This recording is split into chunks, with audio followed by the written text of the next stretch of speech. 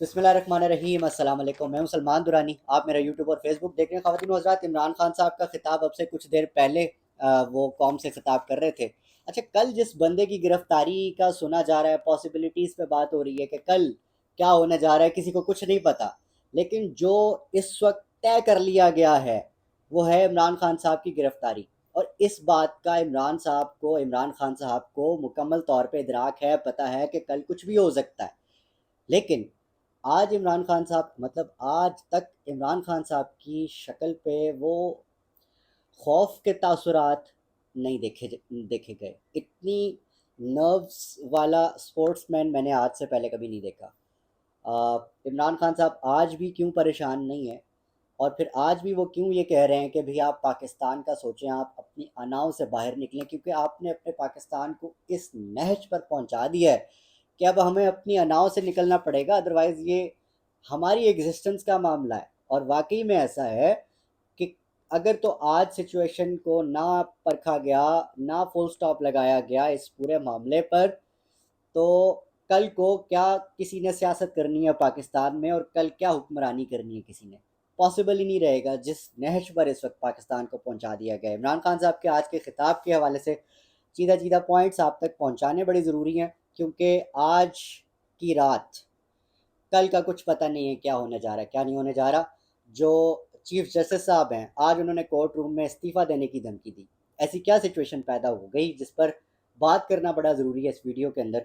اور آخری بات، نگران وزیر اعظم کون ہونے والا ہے، اور آگے کیا سچویشن بننے والی ہے، حکومت اس وقت کیا طے کر رہی ہے، رات گئے کیا میٹنگز ہو رہی ہیں، آج کی اس ویڈیو میں دو تین چیزوں میں آپ کو انفارم کرنے کے لیے بڑا کچھ ہے۔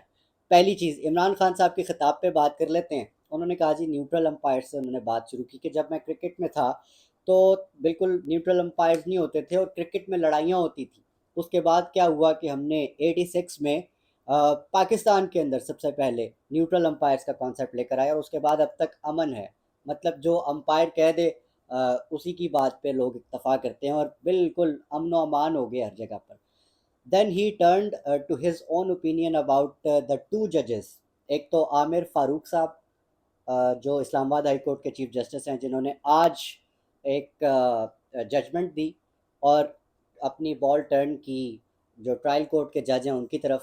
ظاہر ہے دونوں نے مل کے پھنسایا، اور عمران خان صاحب کا یہ جو معاملہ ہے جس میں صاف نظر آ رہا ہے، ایک اندھے کو بھی اور ایک نہ سننے والے آدمی کو بھی نظر آ جائے گا، سنائی دے لے گا، یار کیا سچویشن بن رہی ہے۔ آپ کسی ایسے شخص کو جس کے اوپر پچھلے 70 ایئرز میں کوئی ایک کیس نہیں بنا، آپ اس کو ایک توشہ خانہ کیس، چند کروڑ کی گھڑی کے کیس کے اندر آپ نہ اہل کر دو گے، آپ 3 سال کی جیل کر دو گے، اور فلاں فلاں آپ کی یہ چیز تو ہے حق، ٹھیک ہے آپ صحیح کر رہے ہو۔ بٹ پوائنٹ یہ ہے کہ کبھی آپ نے سوچا ہے کہ زرداری صاحب نے، مریم نواز نے، نواز شریف نے، یوسف رضا گیلانی نے، ان بڑے خاندانوں نے اور ان کے آل عیال نے توشہ خانہ سے کتنے ارب خرب روپے کی چوریاں کی ہیں؟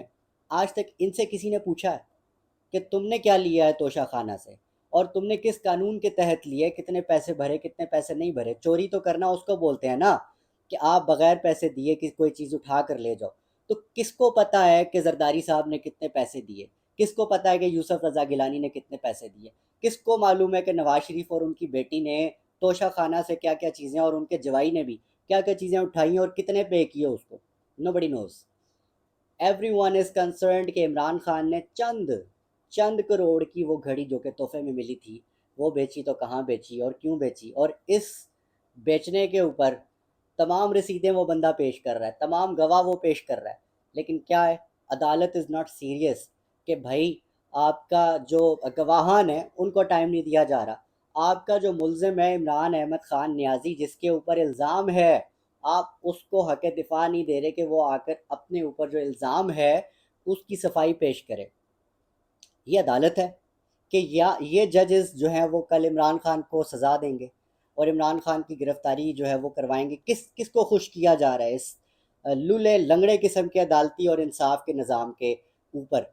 کیا چلنا چاہ رہا ہے مجھے یہ سمجھ نہیں آ رہی۔ آج جس وقت سپریم کورٹ نے کہہ دیا تھا کہ آپ تمام پٹیشنز کو زیر غور لائیں، تو پھر آپ نے 7 پٹیشنز میں سے 5 پٹیشنز کو سنا اور جو 2 پٹیشنز ہیں اس کو اگلے ہفتے کے لیے رکھ دیا، اور جو 5 پٹیشنز ہیں اس میں بھی آپ نے 2 نمبری کر کے ٹرائل کورٹ کے جج کے سامنے دوبارہ عمران خان کو پھینک دیا کہ جاؤ اسی سے جا کے اپنے انصاف کی بھیک مانگو، تو پھر ٹھیک نہیں کہتے بچز آف دا ریچز؟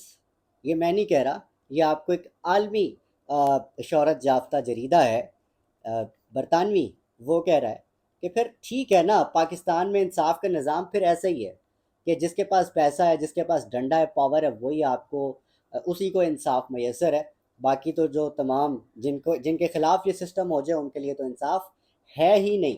خیر، عمران خان صاحب کے ان سیدھا پوائنٹس پہ بات کر لیتے ہیں۔ انہوں نے آج بڑی تفصیلاً سارا کچھ بتایا کہ مجھے کب کب ان سے معاملہ خراب ہوا، حتیٰ کہ اتنا بڑا معاملہ کہ آپ کی اسلام آباد کی ہائر کورٹ کا میں سے ایک مطلب عالمی شہرت یافتہ ایک پاکستان کی سب سے بڑی پارلیمانی اور دوسری عوامی جو پارٹی ہے پاکستان تحریک انصاف کا جو لیڈر عمران خان کو اٹھا کر لے جاتے ہیں، اور عامر فاروق صاحب یہ کہتے ہیں کہ جی بالکل ٹھیک گرفتاری ہوئی۔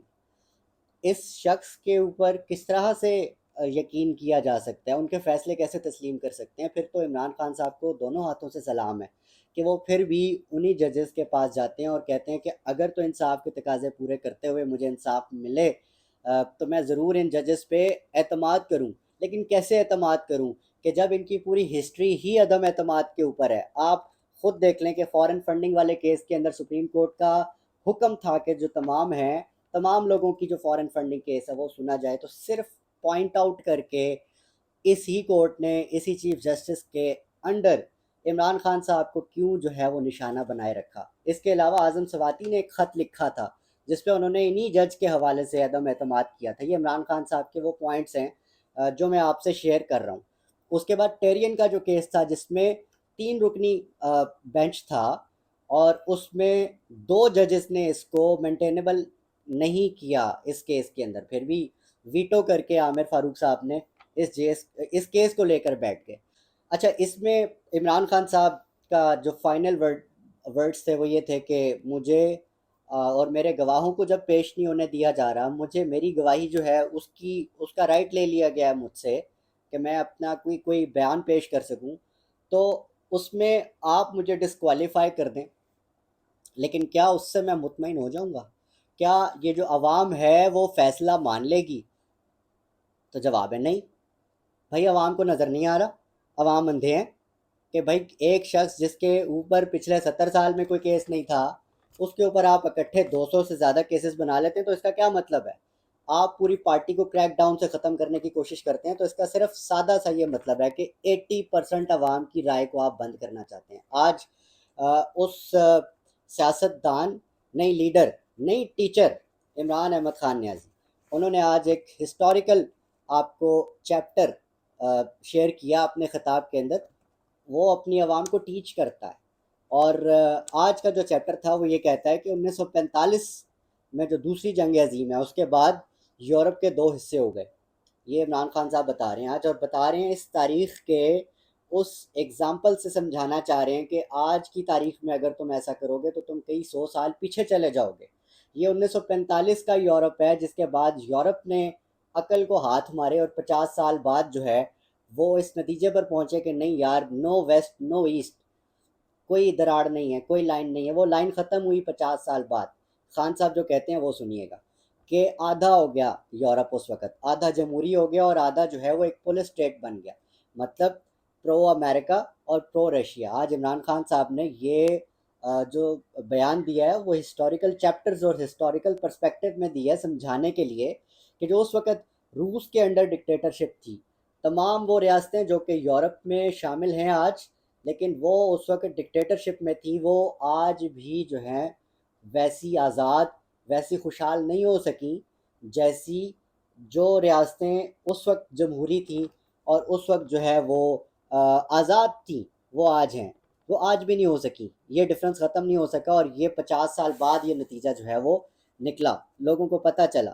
آج اگر جو ہم کرنا چاہ رہے ہیں، خان صاحب کا کہنا تھا کہ آپ نے پولیس اسٹیٹ بنا دی ہے، آپ عوام کی جو رائے ہے اس کو دبا کر آپ صرف وہ دکھانا چاہ رہے ہیں، آپ صرف وہ بنانا چاہ رہے ہیں جو آپ چاہتے ہیں، تو آپ پھر اس سے سبق لیں یورپ سے، جو کہ آج سے 100 سال پہلے آپ چلے جائیں تو 100 سال پہلے دنیا نے جہاں یہ سبق سیکھ لیا، آپ 100 سال بعد وہ غلطی کرنا جا رہے ہیں۔ تو پھر آپ سوچئے، اپنی عقل کو ہاتھ ماریں اور پاکستان کا سوچیں، اپنی اناؤں سے باہر نکلیں۔ آج پشاور کی جو ہائی کورٹ کے چیف جسٹس ہیں، انہوں نے دھمکی دی کہ میں مستعفی ہو جاؤں گا۔ کس کے سامنے دھمکی دی، میں پوری کہانی آپ کے سامنے پڑھتا ہوں تاکہ آپ کو اس کا پرسپیکٹو سمجھ میں آ جائے۔ آج اینٹی کرپشن پولیس نے عدالت کے باہر کے پی کے سابق ایم پی رنگیز احمد کو گرفتار کیا۔ اس پر عدالت فوری طور پر انہیں پیش کرنے کا حکم نامہ جاری کرتی ہے۔ اینٹی کرپشن پولیس نے دوسری سماعت میں سابق ایم پی رنگیز احمد کو عدالت میں پیش کیا۔ اس موقع پر محکمہ اینٹی کرپشن کا انویسٹیگیشن افسر بھی عدالت میں موجود تھا۔ اچھا، مقدمے کو دوران سماعت کرتے ہوئے chief justice Peshawar high court justice Muhammad Ibrahim Khan نے استفسار کیا کہ عدالت کے فیصلے کی کیوں خلاف ورزی کی گئی۔ اگر قانون کی پاسداری نہیں ہوگی تو پھر یہ تو جنگل کا قانون ہے۔ چیف جسٹس ہائی کورٹ کا کہنا تھا کہ اگر ایسا کچھ ہوا تو ایڈوکیٹ جنرل اور سب اپنے گھر جائیں گے۔ اگر میں کسی کو انصاف نہیں دے سکتا تو مجھے اس کرسی پر بیٹھنے کا کوئی حق نہیں۔ انہوں نے کہا کہ اگر آج ملزم رنگیز خان کو پیش نہ کیا جاتا تو اپنے عہدے سے استعفیٰ دے دیتا۔ بڑی اہم، اگر باقی ججز کو بھی یہ شرم آ جائے اور وہ یہ تسلیم کر لیتے کہ پاکستان میں کس قانون کے تحت گرفتاریاں ہو رہی ہیں اور کیسے اس کو ایک پولیس سٹیٹ، ایک نارمل سٹیٹ سے پولیس سٹیٹ بنا کے رکھ دیا ہے، تو تمام ججز کو اس وقت والنٹیرلی گھروں پہ بیٹھے ہونا چاہیے تھا۔ کیونکہ نہ تو اگر آپ فیصلے کرتے ہیں تو آپ کے فیصلوں کی وہ وقت نہیں ہے۔ اسی ڈر سے اگر آپ فیصلے نہ کریں تو پھر آپ کے بیٹھنے کا کیا فائدہ یہاں پر ان کرسیوں کے اوپر؟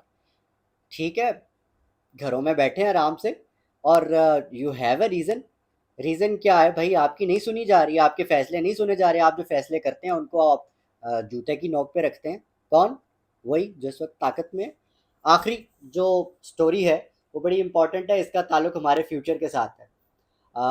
وہ ہے آپ کے جو نگران وزیر اعظم ہیں، اس کے حوالے سے اسلام آباد کے ایوانوں میں اور اسلام آباد کے بڑے بڑے گھروں میں مشاورتیں چل رہی ہیں۔ آج ابھی سے کچھ دیر پہلے ایک میٹنگ ہوئی ہے اور اس میٹنگ میں نگران وزیر اعظم کے نام پر مشاورت ہوئی ہے۔ دو چیزوں پر اتفاق ہوا تھا، ایک تو ارلی الیکشنز کروائے جائیں گے، اور دوسرا یہ جو ایک پھڈا چلا ہوا تھا پچھلے دنوں کہ یہ جو سینسس ہوگا، نیو سینسس کے اس کے اوپر ہونے ہیں الیکشن، تو دونوں چیزوں پر جو ہے اتفاق ہوا ہے کہ جو سی سی آئی کا اجلاس ہونے جا رہا ہے کل، اس میں جو بھی ڈیسائیڈ ہوگا ارلی سینسس کا، جو نیو سینسس ہوگا اس کے اوپر ہونے ہیں الیکشن یا نہیں ہونے۔